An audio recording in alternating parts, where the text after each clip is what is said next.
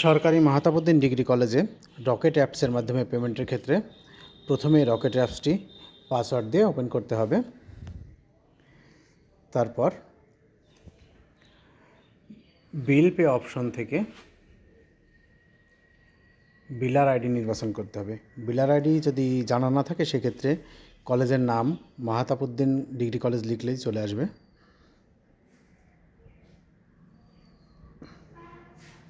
বিলার ID আসার পর student ID প্রদান করতে হবে। স্টুডেন্ট আইডির অপশনের ঘরে স্টুডেন্ট আইডি লিখতে হবে।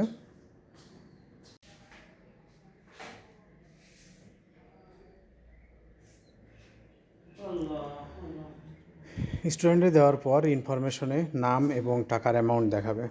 নাম এবং টাকার অ্যামাউন্টটা ভালো করে যাচাই করে নিতে হবে। যদি সঠিক থাকে সেক্ষেত্রে ওকে বাটনে ক্লিক করতে হবে।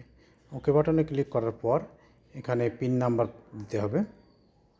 অ্যাকাউন্টসের পিন নাম্বারটা প্রবেশ করানোর পর নিচের তীর চিহ্ন বাটনটি চেপে ধরে রাখলে কিছু সময় পরে ট্রানজ্যাকশন কমপ্লিট হয়ে যাবে।